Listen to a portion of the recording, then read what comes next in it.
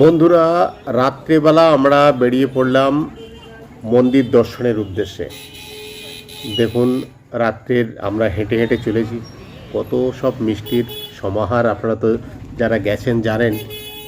তো আমরা হাঁটতে হাঁটতে চললাম, যেহেতু রাত্রি হয়ে গেছে বলে রাস্তাটা কিছুটা ফাঁকা, না হলে তো দিনের বেলা প্রচণ্ড জাম থাকে।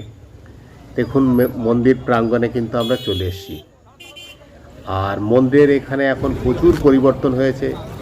পুরো এরিয়ার ডিজাইন বন্ধুরা চেঞ্জ করে দেওয়া হয়েছে। দেখুন, আগে যেটা পুরো রাস্তা ছিল সেইগুলো পুরো হটানো হয়েছে। আগের বার যখন এসেছিলাম তখনই কাজ চলছিল। আর রথ কিন্তু এখনও আমাদের জন্য অপেক্ষায় আছে, কারণ কিছুদিন আগেই রথযাত্রা শেষ হয়েছে। সুতরাং সেই রথগুলো কিন্তু এখনও আছে এখানে। লাইটিংয়ের ব্যবস্থা করা হয়েছে বন্ধুরা, পুরো সিনারি চেঞ্জ করা হয়েছে এবং আগামী দিনে আরও অনেক কিছু চেঞ্জ দেখবেন। এই কিন্তু এখান থেকে লাইট মারা হচ্ছে, আর এই লাইট যে সোজা পড়ছে মন্দিরের চূড়ায়। দেখুন, পুরো যে জায়গাটা রাস্তা ছিল সেটা পুরো হটিয়ে দেওয়া হয়েছে, আর এই পুরো জায়গাগুলো কিন্তু পাথর লাগানো হয়েছে।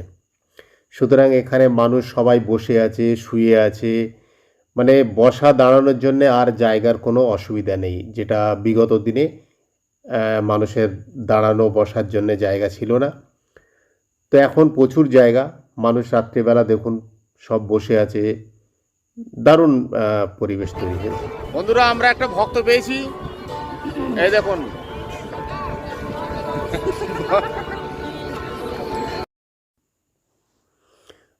আর এই হচ্ছে রথের যে তিনটে, মানে আমাদের জগন্নাথ, বলরাম এবং সুভদ্রার তিনটি রথ। কিছুদিন আগেই রথযাত্রা শেষ হয়েছে, রথ এখনও কিন্তু রাখা আছে মানুষের দর্শনের সুবিধার্থে।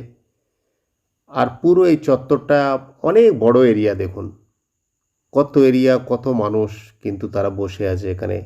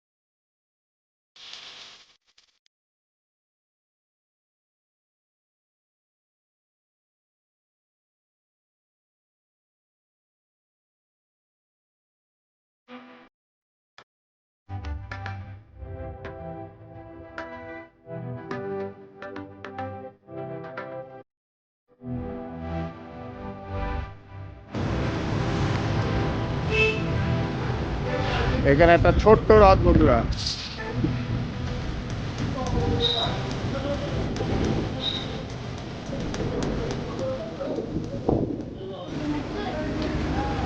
দেখুন পুরীর কত রকমের মিষ্টি।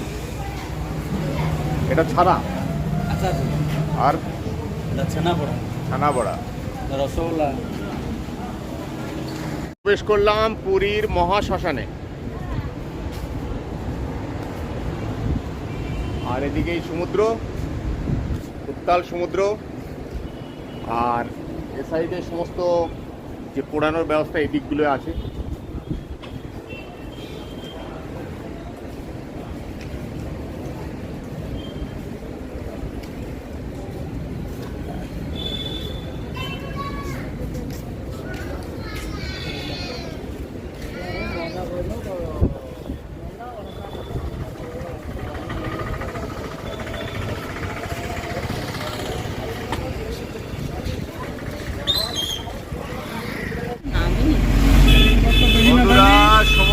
বিদায় জানিয়ে আমরা রওনা দিলাম। সকালবেলা লোক কিনে নিয়ে যাবে। সকালবেলা নিয়ে যাবে। তাহলে আমরা রওনা দিলাম, তাই তো? একদম, চলো। ওই দেখ জলে ব্যাগ ভরছিল।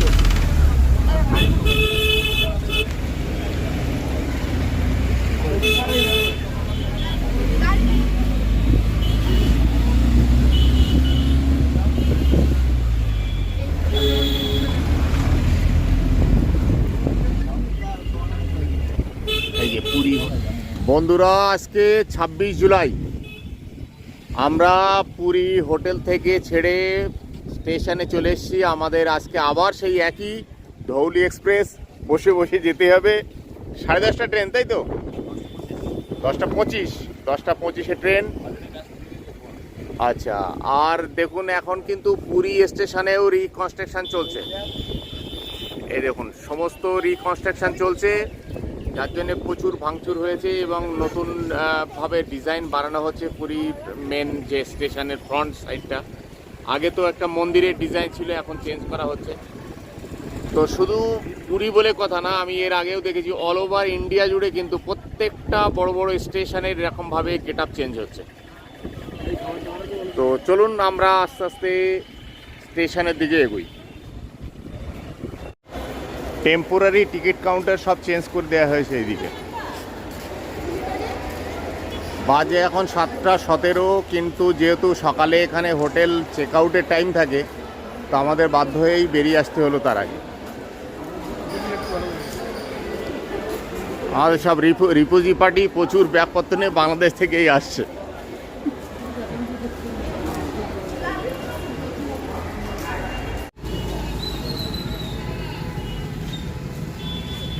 এটা বন্ধুরা জাপানি টেম্পল। এর আগে সাইট সিনে ঘুরতে এসেছিলাম, এখানে কিন্তু ঘুরতে নিয়ে এসেছিল।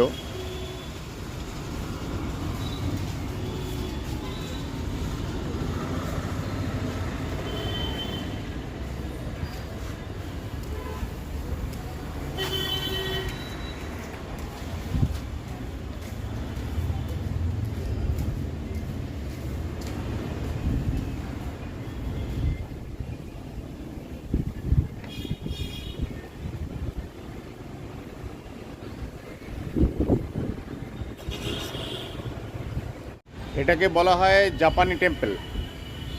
টেম্পলের উপরে আমি উঠেছি।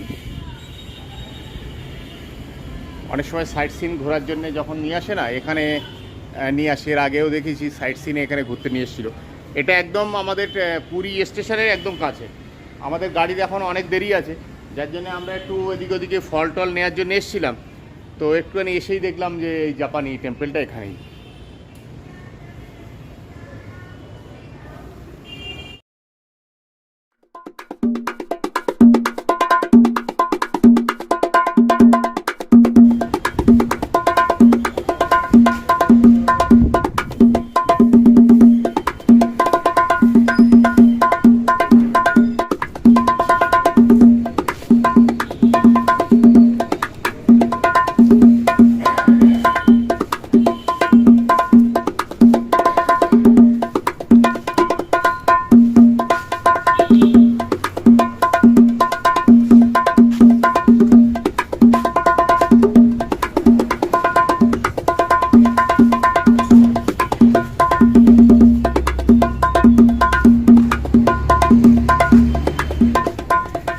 শিল্পী অলরেডি এরকম, এটা কাঠের।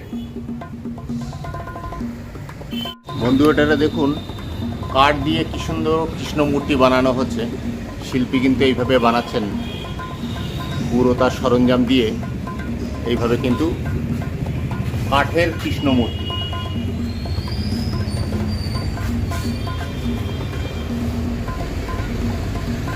এরকম একটা মূর্তি বানাতে কতদিন সময় লাগবে?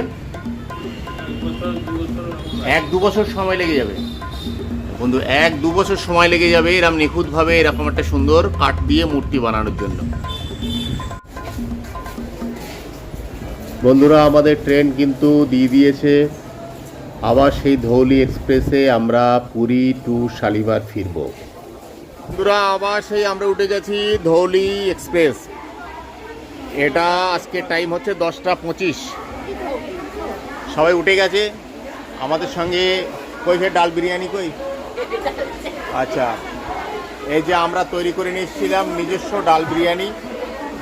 আপনারা হয়তো ডাল বিরিয়ানি কেউ খাননি, আমাদের খাওয়া হয়ে গেছে, এখনও রয়েছে, দু একজন খায়নি, তাদের রেখে দিয়েছে। আর এছাড়া এখনও কি শসা টসা এইসব আনতে গেছে, তাই তো? আর আবার দুপুরে খাওয়ার জন্য কিন্তু আছে চিঁড়ে, কলা পাকা, মুড়ি, আরও ইত্যাদি ইত্যাদি। হ্যাঁ, ওই যে শসা চলে এসছে ধুয়ে টুয়ে, এরপরে ওগুলো সব কাটিং হবে খাওয়ার সময়।